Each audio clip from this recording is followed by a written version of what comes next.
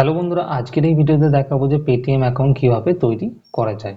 তো বন্ধুরা, এখন অনেকেই বলবে যে এটা কোনো ভিডিও হলো, এখনকার দিনে কেন পেটিএম অ্যাকাউন্ট খুলতে পারে। তো বন্ধুরা, তাদেরকে বলে দিই যে এখনো পর্যন্ত আমি অনেককেই দেখেছি যারা পেটিএম অ্যাকাউন্ট খুলতে পারে না। তো তাদের জন্য এই ভিডিওটি তৈরি করলাম। আপনি যদি জানেন যে পেটিএম অ্যাকাউন্ট কিভাবে খুলতে হয়, তাহলে আপনি এই ভিডিওটি স্কিপ করতে পারেন। তো চলুন বন্ধুরা, আর বেশি কথা না বলে ভিডিওটি শুরু করা যাক। তো প্রথমে আপনাকে প্লে স্টোর থেকে পেটিএম অ্যাপ্লিকেশনটিকে ইনস্টল করে নিতে হবে, অথবা আমার ভিডিও ডিসক্রিপশন বক্সে লিঙ্ক দেওয়া রয়েছে, সেইখান থেকেও আপনারা ডাউনলোড করে নিতে পারেন। তো পেটিএম অ্যাপ্লিকেশনটি ইনস্টল হয়ে যাওয়ার পর এখানে অ্যাপ্লিকেশনটিকে ওপেন করে নিতে হবে। অ্যাপ্লিকেশনটি ওপেন হয়ে যাওয়ার পর এরকম একটা ইন্টারফেস দেখাবে। ঠিক আছে, তো এইখানে আমাদের প্রথমে একটা মোবাইল নাম্বার দিয়ে দিতে হবে, যে মোবাইল নাম্বারে আমরা পেটিএম অ্যাকাউন্টটি খুলতে চাই। তো চলুন, এখানে আমি আমার একটা মোবাইল নাম্বার দিয়ে দেবো। মোবাইল নাম্বারটি এন্টার করার পর এই যে বক্সটি রয়েছে এটাতে টিক মার্ক দিয়ে প্রসেস সিকিউরিটি অপশনটিতে ক্লিক করে নিতে হবে। তো ক্লিক করার পর এখানে কিছু পারমিশন চলে আসবে, সেই পারমিশনগুলিকে অ্যালাউ করে নিতে হবে। অ্যালাউ করে নেওয়ার পর এখানে আমাদের মোবাইল নাম্বারে একটা ওটিপি চলে আসবে, সেই ওটিপিটা এখানে অটোমেটিক ফিল হয়ে যাবে। যদি না হয় তাহলে এন্টার করে আপনারা ভেরিফিকেশন করে নেবেন।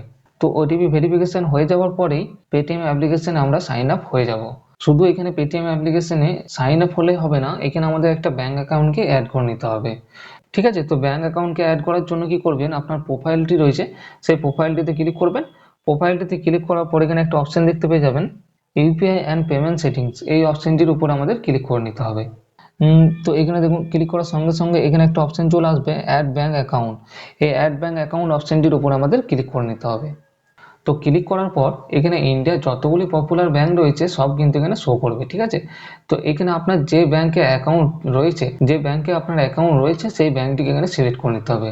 তো যেমন ধরুন এখানে আমার এইচডিএফসি ব্যাংকের একটা অ্যাকাউন্ট রয়েছে, তো এখানে এইচডিএফসি ব্যাংকটিকে সিলেক্ট করে নেব। বা আপনি যে ব্যাংকটিকে অ্যাড করতে চাইছেন সেই ব্যাংকটি যদি এখানে না শো করে, তাহলে কি করবেন, এই সার্চ বক্সে এখানে টাইপ করে নেবেন। যেমন ধরুন এখানে এইচডিএফসি ব্যাংকটিকে আমি লিখে দিলাম। তো দেখুন এখানে এইচডিএফসি ব্যাংকটি চলে এসেছে, এইটির উপর আমি ক্লিক করে নেব। তো ক্লিক করার সঙ্গে সঙ্গে দেখুন এখানে আমাদের ব্যাংক অ্যাকাউন্টটি লিঙ্ক হয়ে গেছে। তো এরপরে আমাদের এখানে একটা ইউপিআই পিন সেট করে নিতে হবে। তো তার জন্য কি করবেন, দেখুন এখানে ইউপিআই পিন লেখা রয়েছে, তার পাশে রয়েছে সেট পিন। এই সেট পিন অপশনটির উপর আমাদের ক্লিক করে নিতে হবে। ক্লিক করার পর এখানে দুটো অপশন চলে আসবে। যদি আপনার কাছে এটিএম কার্ড থাকে তাহলে আপনারা এটিএম কার্ডের দ্বারা পিন জেনারেট করে নিতে পারেন। আর যদি আপনার কাছে আধার কার্ড থাকে তাহলে আধার কার্ড দিয়েও কিন্তু আপনারা পিন জেনারেট করতে পারেন।